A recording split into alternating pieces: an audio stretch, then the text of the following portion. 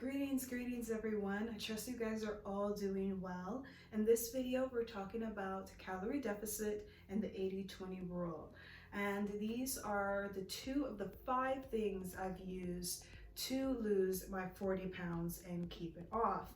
Now, please stay tuned for the other ones, such as when I talk about going slow and steady, the relationship with food, and how spirituality all works with weight loss in my case, in my journey, and trust it will help you too. So be sure to check the next videos. But in this one, calorie deficit and the 80-20 rule. So calorie deficit is when a person eats less calories than the body needs to do its bodily functions.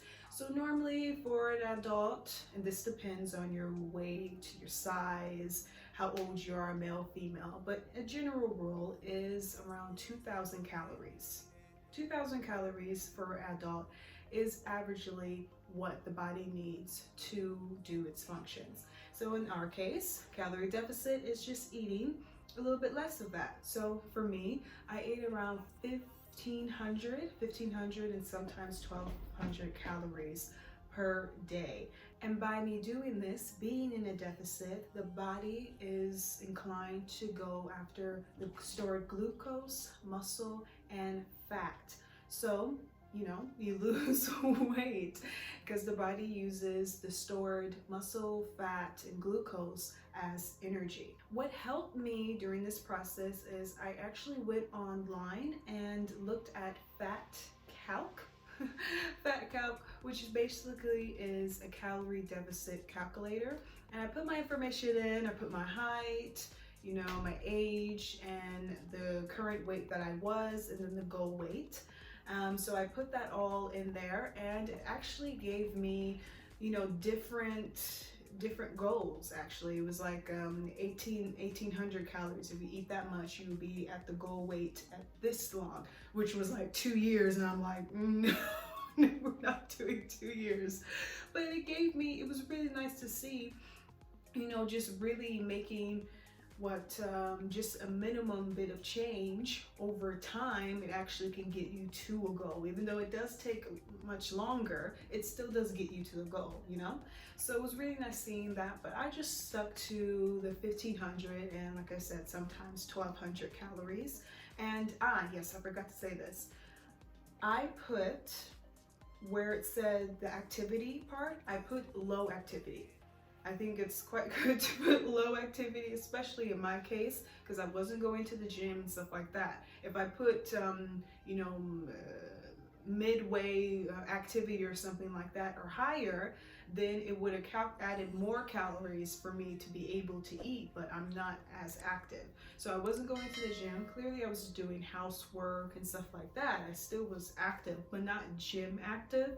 So I just made sure I put low activity, and as long as I stayed at that that calorie number, shoot, I could be laying in the bed and I would still be losing weight. So I advise maybe just put low activity, But if you are going to the gym and stuff like that, then yeah, I would advise more, because you are going to need energy to go to the gym and stuff like that. So yeah, for my case, I put low, You just could be lounging and be like, oh, I'm still losing weight. So that was really good. And when I got my number of how many calories that I should be consuming each day, I went to my FitnessPal, and my FitnessPal really did help me actually log in the food. I would have never thought that I would be logging in food. I was like, for a minute, for like a couple weeks after starting this journey, I was like, no, it's fine. I don't need to log in my food. But after a while, it started to get a little bit overwhelming, because I was like, wait, what did I eat? What did I eat just now? Did I eat? And I forget food that I ate, and I'm like, oh no. So I downloaded my FitnessPal, which is a free app, and you actually get a lot of different functions and stuff like that in there. And I was able to, calculate my food. And I must say, when I was in my FitnessPal, it actually was quite even more enlightening, because when I was logging in the food, and then they do have a lot of, like, you know, popular food brands and stuff like that, and actually give you, if you have this much portion, they will give you how many calories is in it. So I was looking and I was like, whoa. I got some enlightenment, because I was like, whoa, that little pastry that I ate had that much calories. I like have no more calories left, and I'm still hungry. So that really did enlighten me in that. And I actually did a moment where I looked at I did like a whole example day of what I used to eat. And my goodness me, I was up in the 3,000s. And to think you need like about 3,500 calories to gain fat, 1 pound of fat. I was up there. I was really up there. So that was very, very enlightening, seeing all that. And really it's just like, whoa, that much food, that little pastry, that little cookie or something like that, and you could have abundance of fruits, vegetables, stuff like that, and at least feel full. That cookie, you will want another one because you're not full, and keep on going. So that really did help me, and help me keep track and stuff like that. And then I like the part where they have where if you go over, they put a little red line. There was times where, you know, of course I went over. It was like a whole week of going over a little bit, just a little bit, but I made it up, so it was good. Those two platforms really did help me be able to keep track and stuff like that.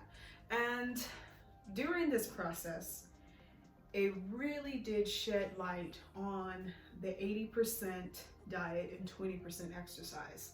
It really did, because like I said in my part one of this series, I was going to the gym, I was doing this exercise and stuff like that, and it took me 8 months to lose my first 20 pounds. Compared to being completely at a calorie deficit, and it took me only 3 months to lose 20 pounds. I did not go to the gym at all for those 3 months. I didn't. But those 8 months, I was going to the gym three times a week, but my diet wasn't the greatest, okay? I still was, you know, doing my thing, you know what I mean? So it just really did shed a whole bunch of light on that. And to think, it actually prompted me to look at seeing the cardio workouts and stuff like that, doing a cardio workout machine for about 30 minutes, right? It's about around 200 calories that you will burn.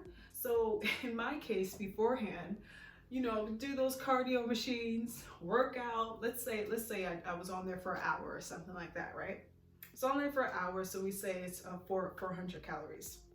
I'm sweating, I'm doing this, and at the end, I'm all sore and tired. I'm like, yeah, I definitely lost weight. You know, I lost like 2 pounds or something like that, which, you know, you feel like, you know, I lost weight, I was sweating, I'm out of breath, I lost weight, okay? So all that's cool. But in my case, and I'm sure in maybe yours or some other viewers, you know, you just walk around, and then for me, I saw a protein bar, and I love protein bars.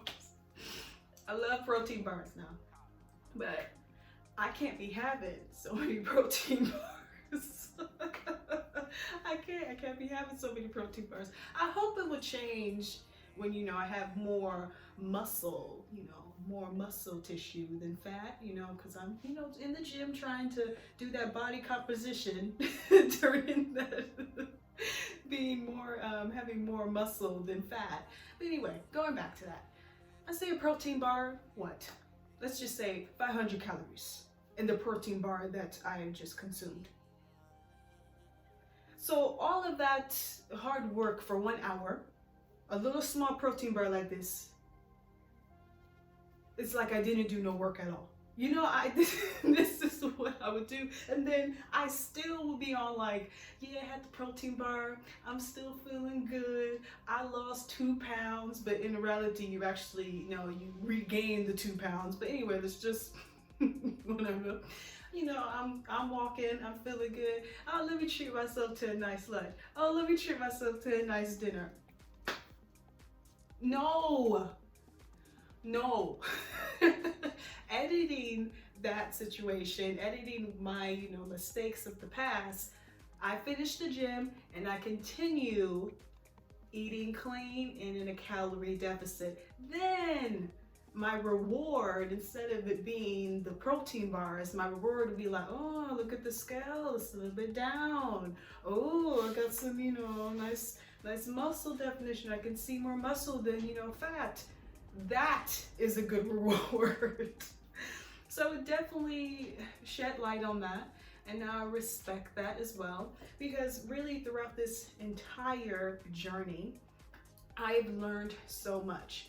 That's why I'm able to really explain so much, even in this video, and even have other topics as well, because these little things do help, and having knowledge of them and actually respecting the knowledge and the facts of them, you will get the results. Because before, I would know some things, but I would be like not really so concerned. I'm like, no, I just want to have my chips. I want to have this and that. And I want to work out, and yeah, I want to still look good and not have a belly, but no, mate, that's not going to happen like that. You got to clean up the diet, continue working out, then you will see it. Before, I was just having fun, but this time I was able to implement it correctly, and here I am. So yes, calorie deficit, and the 80-20 rule definitely is really, really good.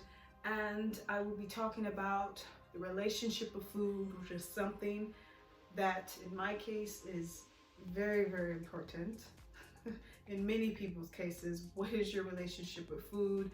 Going slow and steady. I'm going to talk about some fasts I did and actually losing weight and gaining it all back. We're talking about that, and spirituality. So that's all going to be in the part 3 of this video series of how I lost 40 pounds. So thank you so much for watching this video.